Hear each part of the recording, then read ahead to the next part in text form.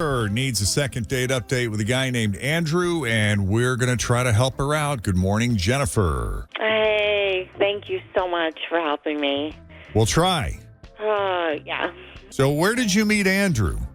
At a bar. I was out with a bunch of my friends, and we were drinking quite a bit. I was quite tipsy when we started talking with this group of guys. But one of them, Andrew, he started talking me up, and I totally fell for all his cheesy pickup lines. Well, he must be a very good-looking man then. Well, I mean, yes, he's hot, but I have a thing for guys who make me laugh, so he became irresistible. You're not alone there. I think most ladies like a guy who's going to make her laugh. Yes, of course. It makes you so much more hot as a guy. Cheesy, but she said it was cheesy. Is that enough to make you laugh, or do you just roll your eyes and go? It's all in the delivery. Oh. It's all in the delivery. I if like he's cheesy. charming and just be, clever. But here's the thing about guys that make you laugh is you have to decide whether or not his sense of humor is going to be funny forever. Yeah. Because there are some guys that you think are really kind of funny, but they don't know when to turn it off. And when they keep bringing it, all of a sudden, they're extraordinarily annoying human beings that you don't want to be around. Jen. Not that I've ever met anyone like that, but That it is happens. great advice.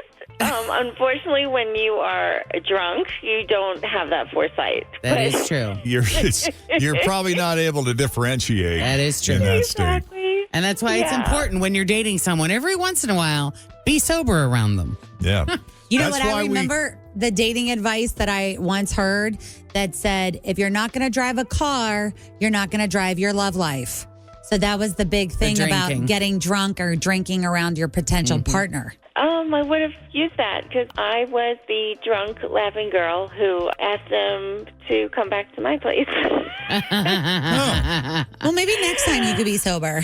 So you're driving his love life. Yeah, kind of. That's why I'm on the phone, because we had a blast. That's why I called you guys. Yeah. I mean... Tell me you guys Ubered. Oh, yeah. Absolutely. No, I mean, I knew I was drunk. No.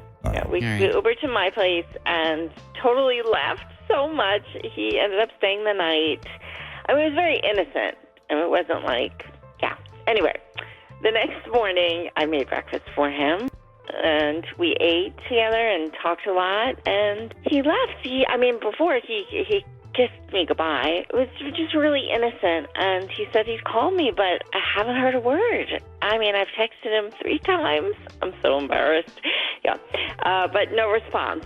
And I'm bummed because we really hit it off. And it wasn't like we did anything it wasn't inappropriate, Yeah. Do you I made him remember? breakfast in the morning, and it was really nice. Now that you're sober, do you remember one joke or funny thing that he said that night that you recall as funny? Yes. Okay, it's still funny, I guess. Okay, it wasn't funny looking back, but what happened to 7? The number 7. I said, what? And he said 789. Oh. That's it was funny. kind of... You totally botched that joke somehow. Isn't it what happened at 9? Yes. It was funny when I was drunk. Do you know why 7 went to jail? Because 789. Oh, that's good. See, I had a lot of beers with you guys, so I don't... But I got the gist, and I remember thinking, oh, that's so cute. And now I'm Should I like, tell my Reebok joke? Yeah, what's the Reebok joke? What kind of shoes does a chicken wear? Reebok box. Oh, my God. Just don't We'll be here all week, people. I I have a Chicken wings and try 7-year-old, the veal. okay? It's fine. There you go. Oh, my God. All right. We'll see how funny he is when he gets a call about you. As Second Date Update continues, the story of Jennifer and comedian Andrew. Yes. Second Date Update continues.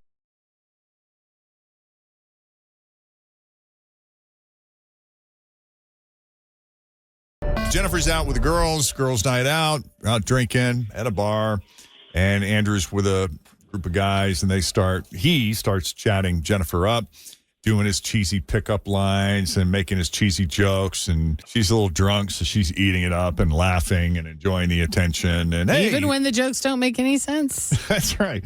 Well, but he's a good-looking dude. She said he's hot, right? Yes, he's very hot. Yeah. And that's without the air goggles. I saw him the next morning. Okay. And you did make the point. You said, I thought he was funnier because I was under the influence, but Jen made the point that it's very important to make sure that you have a similar sense of humor that's still funny after you sober up, because if not, you're going to live many years of misery. Will this forever be funny to me? Because it may never change, evolve in any way. That's why I keep Jen drunk for 22 years. It's best. We've been spiking her coffee. It's good for the relationship. That's right. So here we are. We're going to call him up, see what he thought of Jennifer and his impromptu evening with her.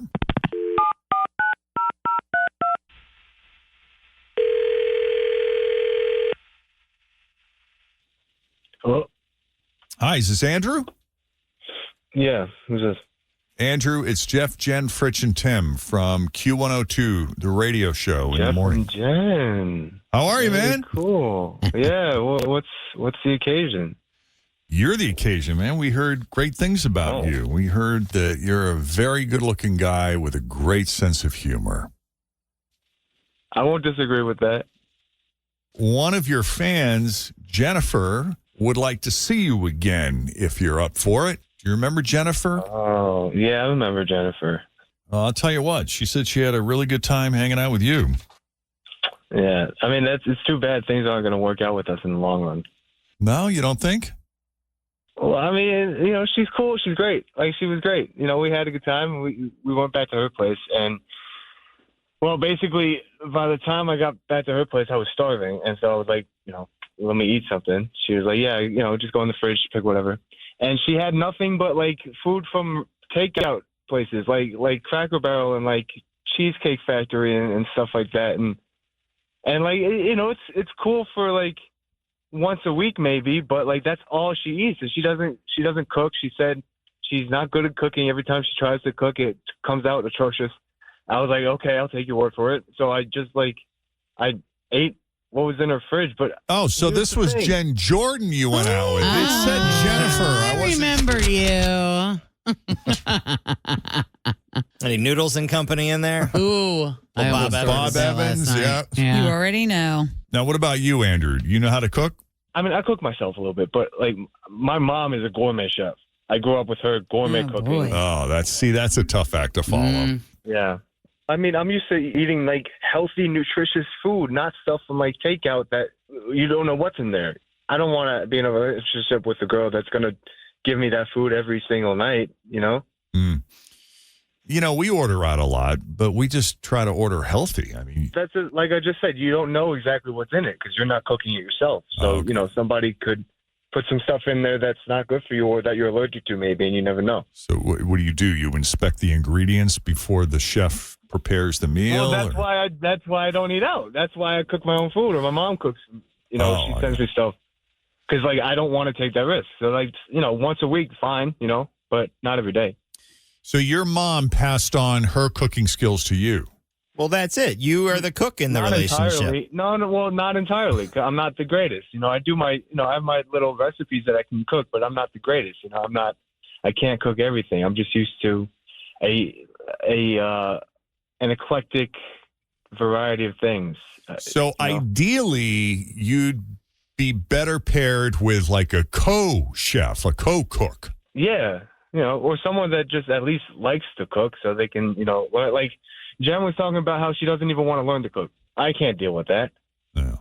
It really does sound like you went out with Jen Jordan. It does. It really does. Go ahead, Jennifer. I mean, we can go out. I mean, that's cool. No, it sounds like the fact that you want someone to learn how to cook or be decent at it, that if the other person can't do that, it's a deal breaker for you. Am I getting that? Yeah, pretty much. Yeah, well, then it's a deal breaker for me, just so you know, if a man expects me to do things like his mom, But he's not asking you to wait on him hand and foot. I'm not getting that. Yeah, I'm not asking to read me bedtime I like my stories. lifestyle the way it is, and I'm not going to live up to those expectations. I'm going to be my own person. All right.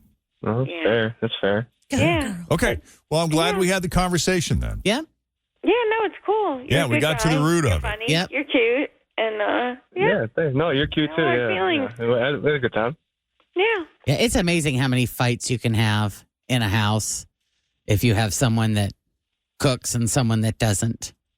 Right. There, because the one who does cook can get a little pissed sometimes because they seem to be doing all of the cooking, which, they are because they can cook. Right. And then they put pressure on the person that doesn't cook to maybe fix a meal. And then maybe that person decides, you know what, I'll give it a go. And then they make the meal. And the other person who knows how to cook is hovering on top, telling them they're doing everything wrong. And then when it's finally served, they bitch and moan that it sucks. And then the person that doesn't cook says, hey, I tried to tell you, I don't cook. I suck at it. Well, I'm glad you're not projecting any baggage. I was going to say, that sounds like somebody verbatim. You were repeating what exactly happened to. Not that I'm familiar Maybe with that somebody at all. you know. No, not at all. Yeah. But I mean, it can cause some trouble down the line. I've heard that goes on. It happens. Yeah. Yeah, but I think people like you, Jen, should stick to ordering takeout, but then provide it to the person. Sure. Of course. I can't cook, but look what I got us. But look what I got. Yeah. Exactly. Wait until you try the pumpkin pancake. Exactly. Well, Andrew, thank you for taking the call. And Jennifer, we appreciate you trusting us and putting yourself out there. I'm sorry we couldn't get something together, but it's probably just as well. Yeah. No, I appreciate it. And, no hard feelings, Andrew. I hope you find your chef. Thanks. No hard feelings, thanks. Cool. All right. Okay.